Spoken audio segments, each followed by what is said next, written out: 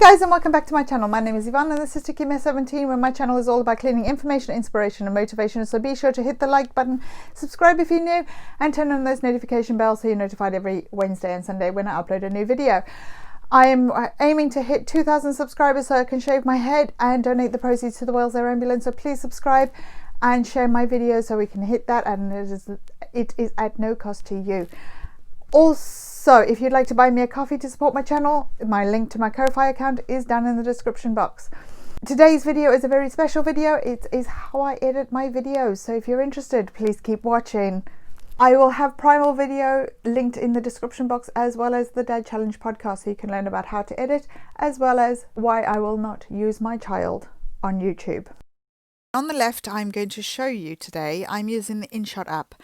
There is a free version and a paid version. The free version leaves the Inshot watermark on the bottom right of the screen, and you're also limited to your music choices and the editing software you can use within the app. I think I pay about £3.50 for it, and I just sort of like recycle it, which is what I'm doing on the left of the screen here. It's just frozen, so I'm going to have to shut down all my apps and reopen it from scratch. This is the video that went up on Sunday of 2 weeks ago, because obviously I've got a new video to film, and then I'm going to edit the video that went up last Wednesday. So what I'm doing first is deleting all the frames from the Sunday video because I don't need them anymore, and then I'm going to make sure that try not, which I did, delete my opening sequence. So I'm going to go through them now. This is blurred because I've got some pictures of my daughter on it, and then I'm going to sort through it and edit it out to how I want it and how it was and how I'm using it at the moment to keep consistency. The editing process is a bit time consuming, but with the Inshot app I have honestly found it is easier than iMovie, especially now they've put the picture-in-picture setting onto the app. Now the picture-in-picture is, as you can see here on the left, I've got a picture, and then actually my picture-in-picture is on the right. So the original footage is on the left, my picture-in-picture is on the right. I've put a background, which is usually my color, which is the purple gradient, which makes my I use the purple gradient and the purple coloring so that my thumbnails and videos are distinctive, and when you're scrolling through videos on a wall or something, you say, oh, purple, that's Sticky Mess 17. Now I'm aware that the right screen and the left screen don't really marry up too well at this point. That's because I've sped up the left screen because there's just so much work. I'll give you a breakdown. If I was, which I don't, to clean my house from top to bottom, what I'm going to call my Sunday clean, with the laundry net, I would probably have about 2.5 hours of footage. When the Sunday video goes up, it's between 15 and 20 minutes. And that's because I have to obviously speed it up because, let's face it, wiping a counter can be quite boring. So speed it up, get the job done quickly. In the Inshot app as well, you've got these GIFs, you've got stickers you can use, and there is a restriction versus the paid version to the free version.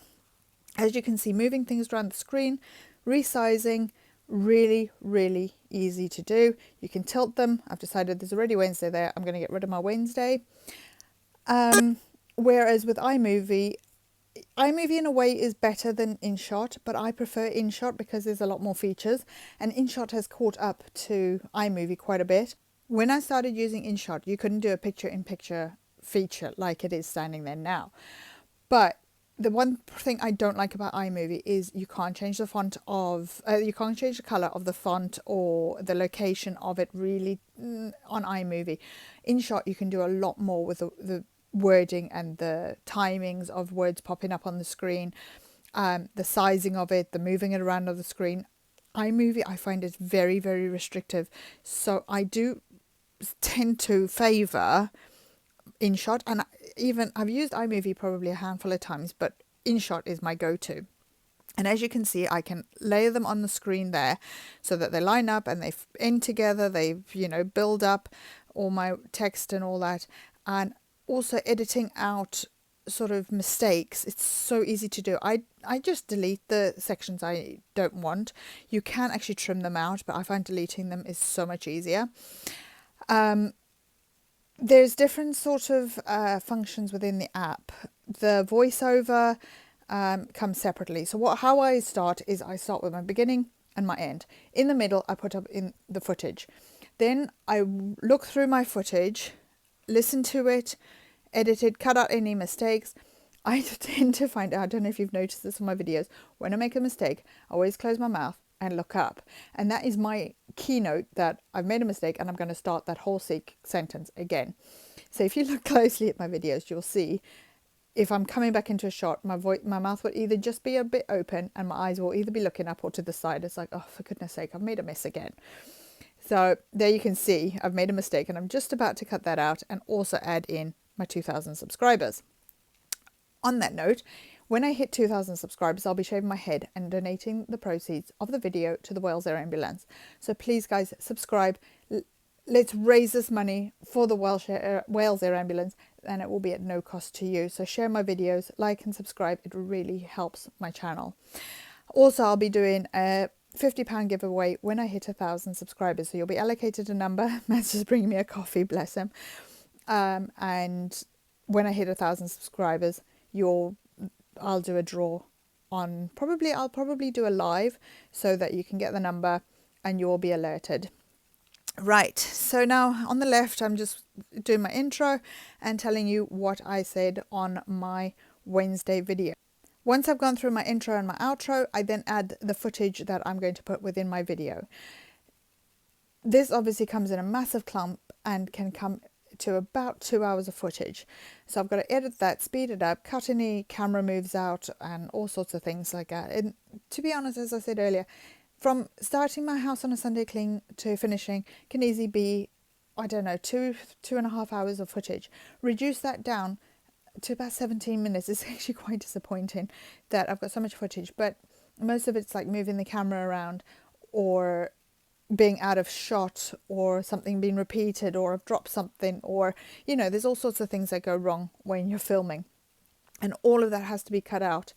My toddler coming into the shot, I've got to make sure she's either blurred out or cut out because I want to protect her privacy. If you want to know a bit more about child privacy and child exploitation on YouTube, head over to the Dad Challenge podcast and the Dad Challenge channel. I highly recommend it, and he will explain a lot of what people are doing to make money in YouTube, and I refuse point blank to use my daughter in my YouTube videos. So it's one, for her privacy, and two, I'm not going to get views. Now what I'm doing is just dropping all the volume on my videos, all my footage, so that you don't get the sped up on what I'm actually doing. Then I'll put my music on top of that, and then I'll play it through again, make sure I haven't missed anything on my cutouts or the footage that isn't quite clear enough, and then I go in and put in my voiceovers. It is a lot of work, and as I say, cleaning my house probably 2-3 hours. I can do my house from top to bottom in about 40 minutes, but it's obviously not a deep clean, and that 40-minute clean is without the camera, because moving the camera around can be quite time consuming. So as you can see now, I've just cut out camera sort of movement and timing, and there you go. I'm going to cut it out there again, see where I'm moving and cut it so that it sort of flows. I tell you what, this voiceover is so hard because I'm trying to get so much information to you and I'm really getting out of breath. But there you can see I've moved the camera again, so I'm going to cut it and just delete it, wipe everything down so it's got a nice flow. And that, I'll be honest, I do mess up sometimes, and sometimes I do talk and I haven't deleted all the music, especially if I'm changing tracks. I've cut the track and I haven't deleted the full extent of the music on there, so I do apologize, but I'm human, I make mistakes. But as I said, the Inshot app is super easy to use. Once you navigate your way around it, it is so easy. It's a lot easier than iMovie, and I mean iMovie is easy to use, but I just prefer Inshot because you can change up the fonts.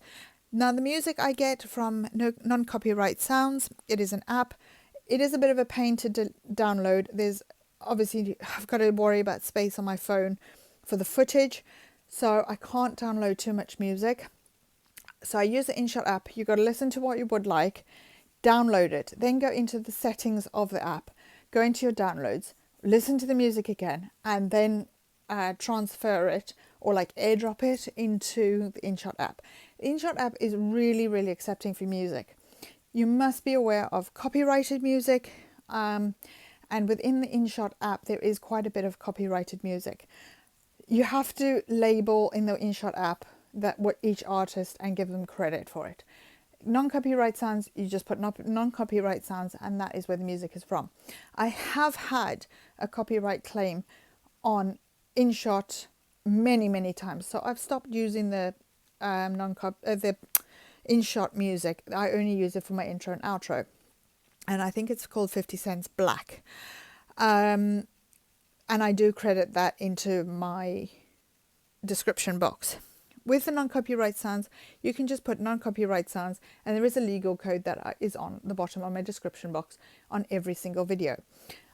But non-copyright sounds also has music on there that is on places like Epidemic Sound. Now, Epidemic Sound is about £10 a month subscription. It's okay, it's not expensive, but when you've got like £2 here, £5 there, £10 there, it does add up to be very expensive. So I use the non-copyright sounds. It's free. It's not always the best music, but I do try and keep it funky and upbeat, because I don't really want I don't know about you guys. Let me know if you in the comments if you like mellow music when you're cleaning, or if you like a bit of upbeat and a bit of the kick up the bum to get moving. I like the kick up the bum music, be funky, upbeat, because it just seems to make it a bit more enjoyable. I don't know, maybe I'm wrong. Let me know in the comments what you prefer. Okay, so now the thumbnail, there's all my non-copyright sound music. Oh, and that's the other thing I wanted to say. My volume for the music, I always set it about 49 to 51. Sometimes the cursor does not let me go bang on 50, and my voiceovers are always at 100%. And that seems to balance out a bit with a general layer of volume when the videos are playing. Sometimes if the music is a bit more upbeat, it does seem to be a little bit higher. But if I haven't got my microphone on, my audio or voiceovers, or when I'm talking to the camera, I'll have to put it up to 200% because it is just too quiet. So I do try and use a microphone if I'm doing a voiceover or an intro and outro spoken.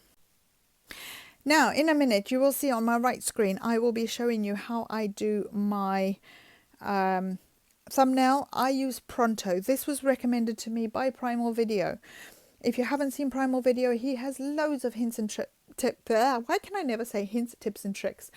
He has loads of hints, tips and tricks on how you can edit your videos using different programs and apps and things like that for your different devices, Apple, Android. So if you have any further questions, go have a look at his videos. They are really, really informative. And I'll be honest, that is where I learned. And I'm not perfect. Don't claim to be the world's best editor, but I am trying. I have learned so much. I just basically knew how to play games, make phone calls and whatever on my phone. Now I know how to edit, add music, download music, transfer music, and I'm still learning. It is a long learning curve, and I'm not a technological know-how person. So this has been a great learning curve, and I'll be honest, I have really enjoyed it. And I do think from looking from my first video to my videos now, I can see a lot of improvement. Do let me know if you want to go back and have a look at one of my first videos. Please do, and do let me know what you think about it. Now this is all my non-copyright sound music on the left there that I have downloaded, and I do switch it up occasionally because like you probably get bored of my music. I do too. And when I'm editing, I'm listening to the same song at least 4 times, cutting my videos and editing them. Then I also watch it back before I upload it. Once it's uploaded, I watch it back again. And sometimes I still miss, overlaps on voiceovers and sound. Okay. Now, oh my goodness, I'm so out of breath. I generally do my editing either in front of my computer, and as you can see there, I've got a fireplace on because I love the crackling sound and it's so relaxing. Or I do it when my daughter's at dance class or waiting for her at school. That is my main editing time. And it's amazing how much time editing can take. I keep going on about this, but from Sunday Clean, I've got, say, 3 hours of footage. reduced down to about 17 minutes. Then I've got to do the editing. I've got to cut out all the camera angles. I've got to speed it up. I've got to do the voiceover, the music, the intro, outro. So to be honest, one video, 17-minute video, can easily take about 7 to 10 hours, maybe even 15 hours if it's a lot there. And that's including the actual filming. So it's not just the editing process I'm on about. So even though it looks so easy and well put together, I use well loosely because there are better editors out there. There are people that I can pay to edit, but I'm not making any money. I want to learn. So that's why I'm doing it myself. It's not easy. Now I'm going to go super fast because on the left there, I'm actually doing a blood test. This is a week later and I've still got a massive bruise on my finger. So I'm just trying to get through that and make it as easy for you. Now I did show some paperwork saying I've got to fill 2 vials of blood here, but it wasn't clear enough for me, so I'm cutting that out. Now on the right here, you can see me using my Pronto. This is one of my thumbnails from my weekly clean. I'm going to delete pretty much everything except for my sticky mess 17 at the top. Now the reason I'm keeping that is to keep consistency.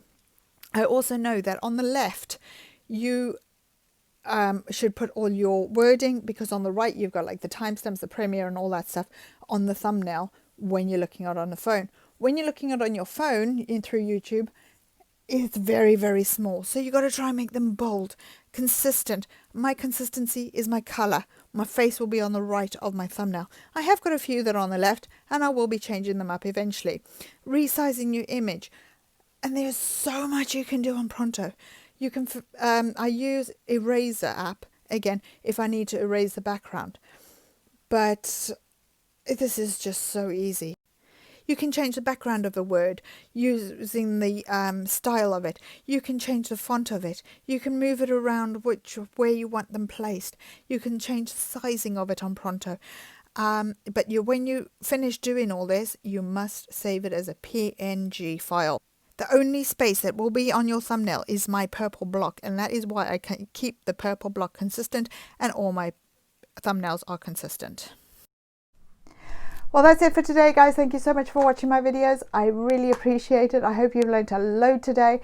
I know it was a bit long-winded, so I hope I didn't bore you too much. If you'd like to subscribe to my channel, that would be a big help, because when I hit 2,000 subscribers, I'll be shaving my head and donating the proceeds to the Wales Air Ambulance, as well as my hair to the Princess Trust.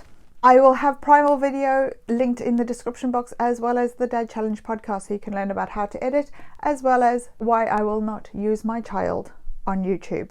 If you wish to buy me a coffee, my Ko-Fi account is linked in the description box as well.